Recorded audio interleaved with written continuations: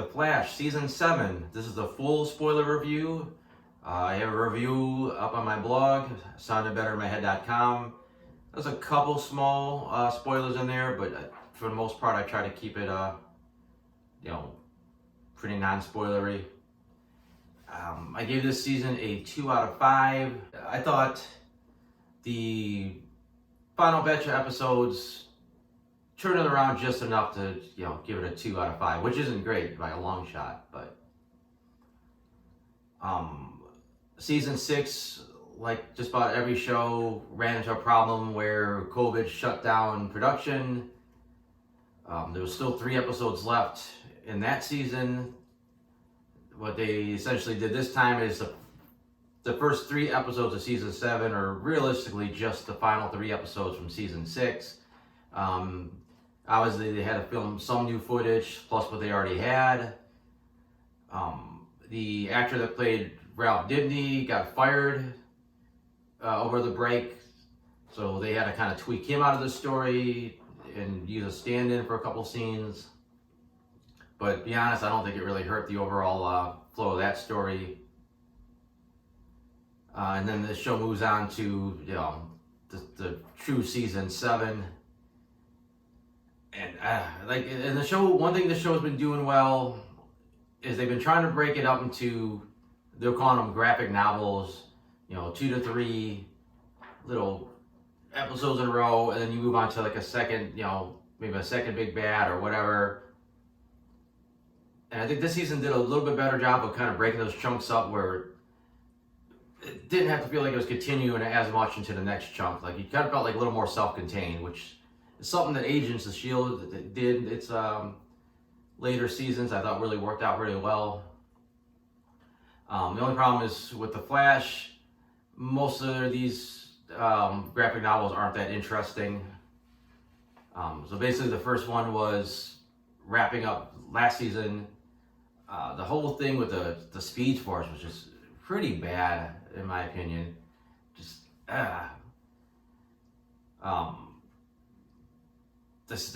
The logic barely worked for most of it. There was barely any kind of coherency to the plot. Like, so much stuff didn't make any sense. Characterization was all over the place. Barry was all over the place, and the Speed Force, was a good.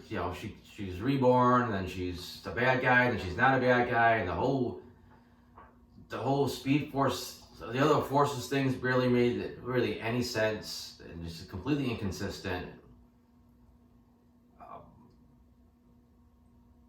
I believe during this arc is when Caitlin gets split into 2 different beings. So now those Caitlin and those Frost as 2 separate characters. Just a lot of weird shit went down.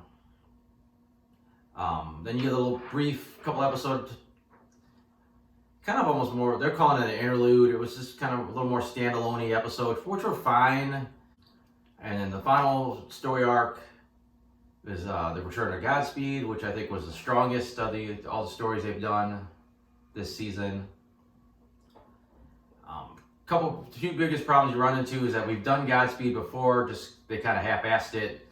He was like a one and done, a couple seasons ago.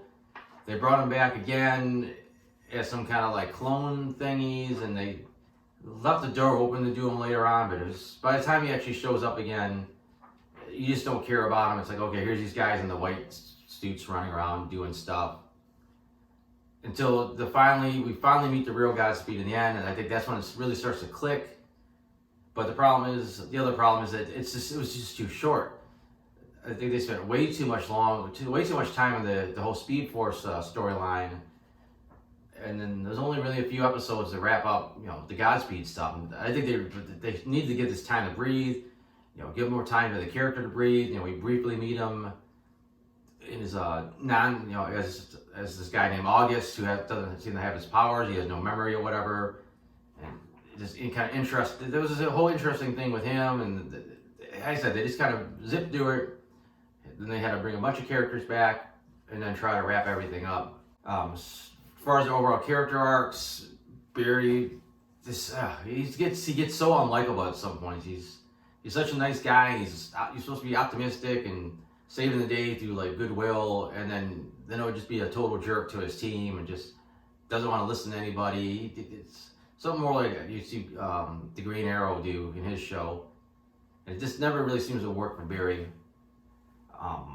Iris didn't have a ton to do, and for some reason, some of the later episodes, she was just gone. Like, they said she was around, they would call her on the phone and pretend like they were talking to her, but I don't know, the actress didn't seem to be available for like 2 or 3 episodes near the end. And her big thing is, the thing she brings to the team is she does kind of help coordinate, but she's also like the journalist, so she's got her own little side job. They really didn't do much with that this season. You know, they tried to do the thing where she's a mom to these forces, which was just kind of corny, and they never really sold the family aspect of it to me. It never felt like these are Barry and Iris's kids. I said Caitlin had that thing where she got split. They left almost nothing to do with Caitlin. No storylines for her. Frost had some weird thing where she gets this crush on this bartender who turns out to be a supervillain. It was kind of cute seeing this Frost have her first crush because she's such a kind of a hard ass. But just there was no payoff to it. It just kind of it would come and go, and seemed like it was seemingly done. Maybe he comes back later. I don't know.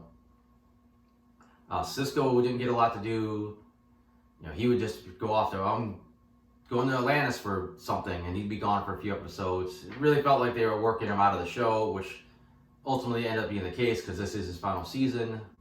Joe didn't have a ton to do himself. They basically had him working against this Kristen Kramer character who has this hatred for metas, which that was just a whole odd storyline in itself. And then once that wrapped up, where she was really going after Killer Frost, trying to get her thrown in jail, or even lose her powers or whatever her big plan was.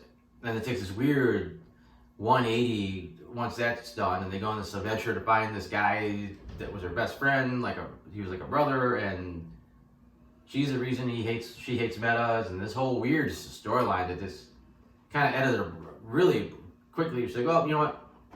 Turns out I'm a meta too. I got some thinking to do, so I'm out of here. So I don't know. I said, at least it gave Joe something to do, but it was just kind of Cecilia, she had some cool moments. They kind of leveled her powers up, so she's actually a lot more helpful to the team. So she, contributed a lot more this time around. She had her whole little thing where she briefly got possessed and became a villain, which was, we said it was fine. Gave her something interesting to do. We lost Nash Wells early on in the season. There was some more Wells kind of cameo stuff throughout, but that's it. More or less it for the Welleses for the time being, as far as the main cast. The Chester character got promoted to the main cast. It basically just seemed like he was pretty redundant because he was doing the same stuff Cisco would do, which was fine when Cisco was in there because then you had a backup. But then when they were both together, they actually had some good chemistry, but just wasn't really adding anything having 2 guys do the same thing. I wish they would have had a little bit more room to expand on him, on his character, because he's going forward. He's going to be basically the Cisco of the show. But we'll see. He grew on me a little bit. Allegra, I don't know. She was supposed to be like helping on the reporter end of things with Iris, and that was a non-story point this whole season. Then the other thing was she's like a superhero also, but they never really did much with that. She had a moment here and there, but they really didn't take advantage of her, her new power set.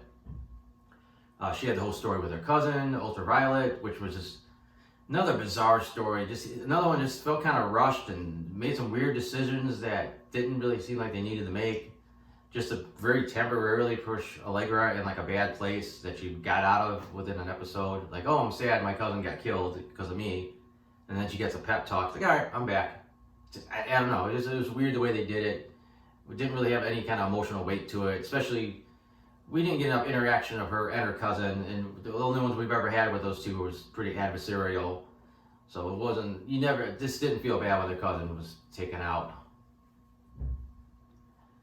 He wasn't part of the main cast, but the show did introduce Impulse this season. he's okay, a little on the annoying side, but I know that's supposed to be his thing. Bart's supposed to be really impulsive, and he said he wasn't in it long enough to really make that great of an impression. I actually still prefer, XS. It was a much more realized character, but granted, she had almost a whole season to, grow on the audience. I said that's probably it. Probably went way too long on the overall show. I think I'm gonna have to go through my notes, see if there's anything else worth mentioning here. I miss that we don't get the true Flash ring where he shoots the costume out and he jumps into it, but I thought the effects were pretty good on the mask now. He's got this mask that just kind of forms around his head, and I thought it looked pretty good when the mask was coming or going. Like, I couldn't tell, I didn't say, hey, that's CG. It just looked pretty good overall. Wasn't too blown away with Barry doing the impressions of the different Harrison Wells. There was some hit or miss stuff there, but at least it brought a little comedy back to the show again from Barry's perspective, because like I said, he's been so grumpy.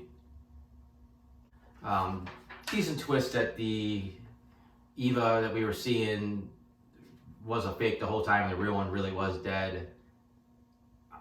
I don't know how much it ultimately made a big difference in the plot, but at least it was a decent twist.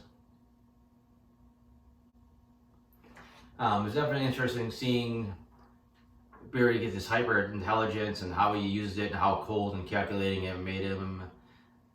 I'm surprised people didn't make more references to the Thinker, because that's basically what happened to him. DeVoe got all this intelligence and it made him just lose his all his emotion. He just completely became apathetic and just thought with pure logic.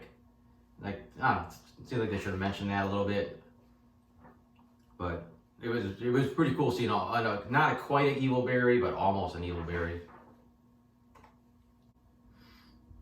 And then they had this whole big thing also in the first episode where Nash Wells basically sacrificed his life to create this new Speed Force, and then Barry realized it was kind of negatively affected him, so he just destroyed the new Speed Force. So basically, Wells died for nothing, apparently. A little corny that the spark that Barry and Iris have somehow recreates the Speed Force, and it was really that simple all along. But weird that the one time we do see Ralph, he was disfigured, and then we see him with this mask that was supposed to be like a bandage. It seemed like it would just been easier not to have him, and you could have made some excuse that he went off and did something else. They do it with all the other characters. It was kind of pointless to find that way to bring him back in and just to bring him back out.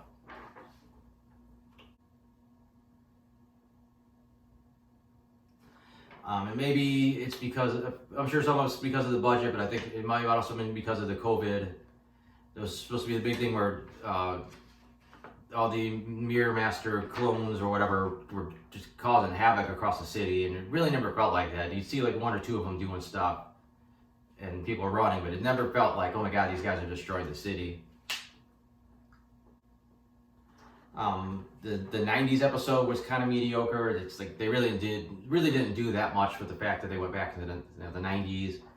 They didn't really seem to explain, sometimes it seemed like, yes, they went back to the 90s. Sometimes it felt like these people were just trapped and thought they were in the 90s. So it was kind of vague, and the Steel Force's powers were still poorly defined.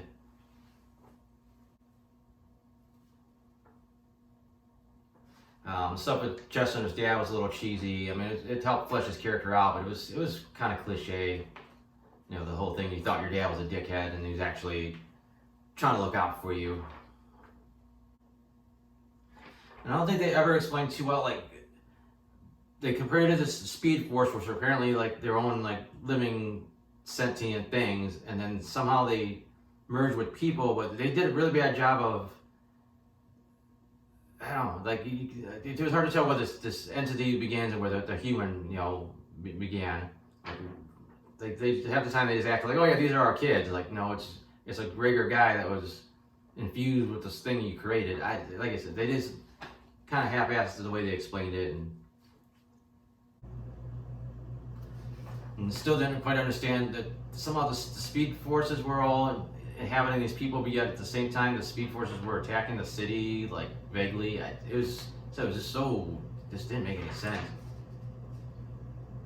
and then they just made the Speed Force feel like lonely, and then she's like, you know, got back on board with not killing him again. And we had this whole big dramatic thing where Frost decides, you know what, I'm going to take life in prison. It's going to be for the benefit of all the other metas in this city. And then a couple episodes later, she finds a way to get paroled, and she's back out on the street. And it was kind of dumb that Cisco's final episode where he seriously was convinced like his friends hated him or whatever, and couldn't wait to see him go. Like, I don't know how he would, feel that way after all this time together. I mean, I know they were acting a little funny, but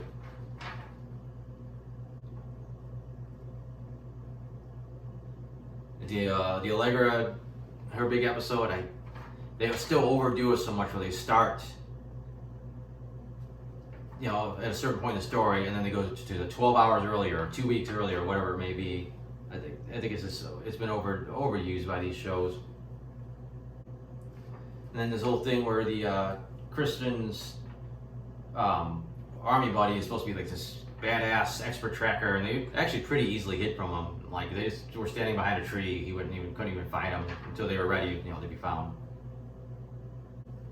Nice to see Diggle show up, especially since he's one of the few characters that kind of put Barry in his place. Since he's not an underling or whatever, like he's not the Barry's the top of King, Team Flash, but Diggle's from the outside. You can pretty much tell him get his shit together. And the same thing with the going into the final episodes. It's supposed to be these Godspeeds were tearing up the city, but all you would really see is like a couple random shots of like the two guys in the white suits punching each other. It never felt like the city was in danger again. It never felt like they were supposedly breaking into houses and attacking people, and it never really felt that dire for the most part. And then the whole weird thing where the real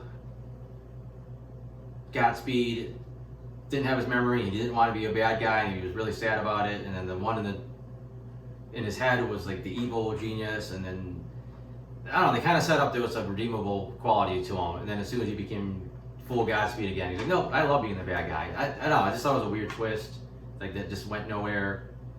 And then it was a really odd twist bringing back the Reverse Flash as like his backup, and then suddenly now everybody can make these like speed lightsabers, and then I don't know, Reverse Flash just runs off at the end because he's not faster than Barry anymore. And then this kind of sappy ending that we really didn't need. It was fine, it wasn't bad, but I don't know why we really needed Iris and Barry to renew their vows. It didn't really feel like they were like, it's not like they were really like at each other's throats this season, and they finally have made up. It's like they were actually like lovey-dovey all season, so it seemed a little unnecessary. But either way, that's it. Probably way too much information about this show. Like I said though, I got other reviews up, and I got my comic strips up. They're on my blog, soundedbetterinmyhead.com, and thanks for watching.